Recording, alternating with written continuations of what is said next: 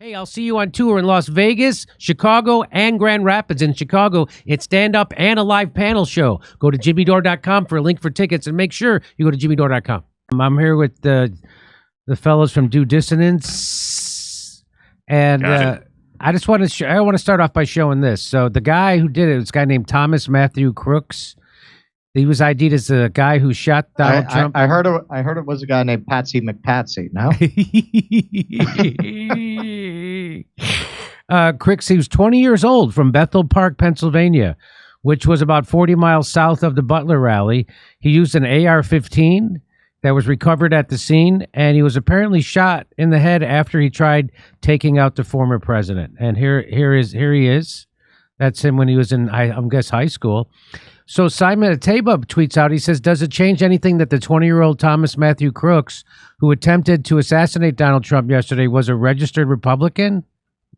He was not a pro-Palestinian terrorist, as some claim, nor an immigrant animal, nor an unqualified black DEI advocate, as often posted. There are types of people who promote it on social media, the ones who prefer to follow rather than moderate. So what do you make of it? That's this. So do you think this is one of those Governor Whitmer situations where they find a mental defective who wouldn't do something he normally would, and somebody encourages him to do this? It seems to me. Sorry, Russell, go ahead. Right now there are not enough details in to say where the shooter is coming from, but it seems to me, at the very least, based on some of the witness accounts, that they stood down.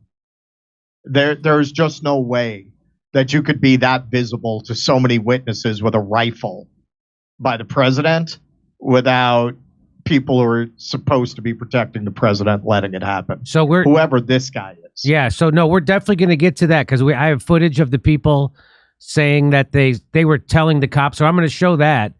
But so we shouldn't speculate that if he was a guy. To me, it seems like if he's a 20-year-old registered Republican, what is that about? Is that just because his parents were Republicans and he registered as a Republican? You know what I mean? Like, does it make any sense to either of you?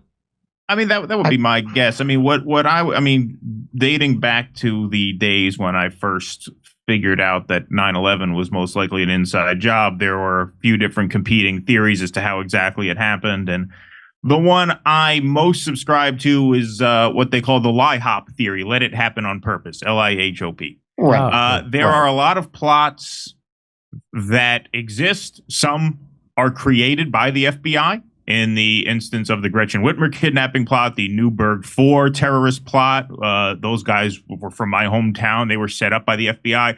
And then some are organic. Most of them get foiled.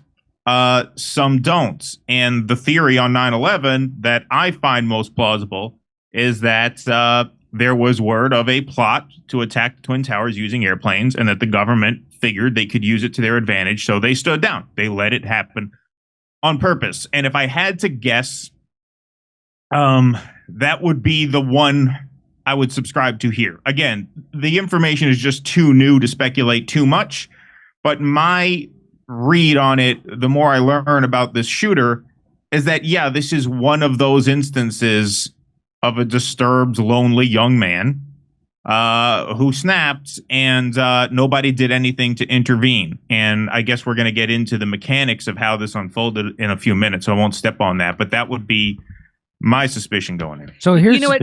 I just want to interject really quickly that Candace Owens reported that he didn't vote in the last election, but he did donate to Act Blue to Democrats. Right.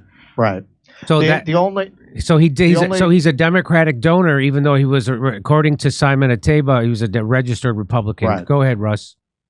The only qualification I'll throw in is the guy is a classic patsy. You know, they will get these guys who, if anyone looks into their history, they go, oh, well, that guy was mental. So, you know, even mafia killings. Joe Colombo was shot by a black guy who liked Hitler, who it's very obvious was put up to it, and then they shot him at the scene. Right. Like that's the kind of person that you want, because who's gonna look beyond the person as long as they have that profile. So one doesn't preclude the other. So I want to show you this. Kurt Metzger just got this to me. He says, why don't you have an MK Ultra mind slave option? 90%, that's what this is. So look at this. Thomas Matthew Cook, the 20-year-old shooter that attempted to assassinate President Donald Trump at a rally in Pennsylvania, featured in a BlackRock ad in 2023. What? Yeah, I saw that as well. You want to see this? Here we go. There it is. My name is Brian DeLallo. I teach AP and Honors Economics in Pittsburgh, There he is. Pennsylvania. There he was. Financial well-being to me is Wow. knowing that I can be free to do the things that I love to do. BlackRock manages retirement plans I assets. hope when I retire someday, they say that guy made this place a special place to come to school and There he did is. as much as he could to help the community.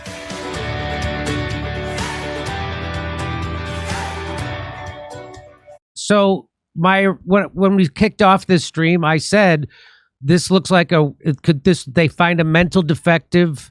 They encourage him to do something he normally wouldn't do. Just like with this is the FBI. This is like their MO. They've been doing this at least since 9/11, way before. But MK Ultra, as we know, started in the 50s, and so that's what Kurt's referring to there. So that kid is literally in a BlackRock video. Wow. There he is. That's the screenshot from the video. That's him. It's true. I mean, the FBI does create these kinds of people as a matter of routine. So what they did with what was it? The Whitmer plot? The Whitmer plot and the Newburgh 4, which I mentioned. The Newburgh 4, yeah. of course. Yes. Yep. People, of course, that doesn't get the press it should. Of course it doesn't. No. Just like Building One of the 7. guys just got out of jail. We're going to interview him soon. Just like Building 7 doesn't get the press it should. and let me just show you. Here's that video. Malcolm got this for me. Let's watch this. But he's taking these shots, this antagonism, this taunting to the intelligence community. You take on the intelligence community, they have 6 ways from Sunday at getting back at you. So even for a practical, supposedly hard-nosed businessman, he's being really dumb to do this. What do you think the intelligence community would do if they were I don't know. I don't know. Maybe launch a conspiracy theory that says he's a traitor to our country.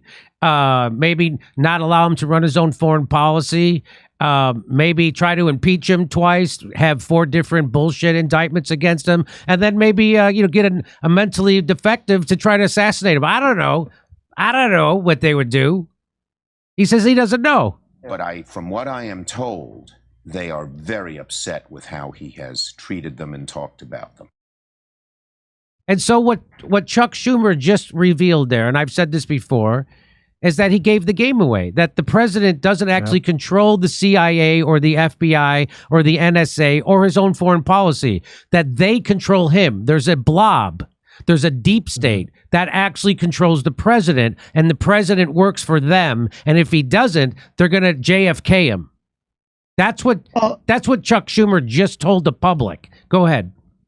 Yeah, it's always funny when every now and then they forget that they live in a bubble where ideas like that are not questioned.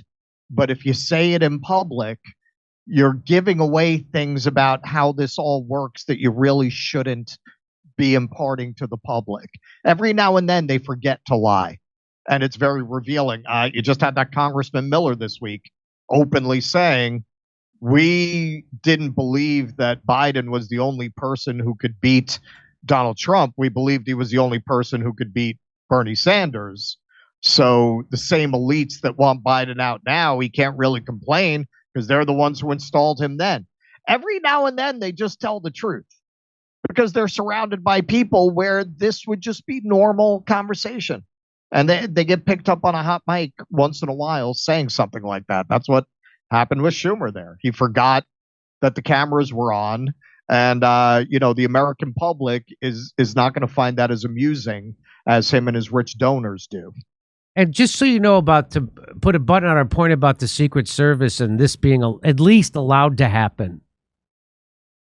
Up until 2003, the Secret Service was part of the U.S. Treasury Service. Did you know that? No. And then after 2003, it became part of Homeland Security. So it's under Homeland Security since 2004. And the FBI does have a foothold with the Secret Service. So here's the breakdown on that. And we all know that the FBI and the Department of Justice have gone after Trump. So they're all under the, so the Secret Service are a part of the same organization, and they've been going after Trump since he was, since he became president. Hey, I'll see you on tour in Las Vegas, Chicago, and Grand Rapids. In Chicago, it's stand-up and a live panel show. Go to jimmydore.com for a link for tickets, and make sure you go to jimmydore.com.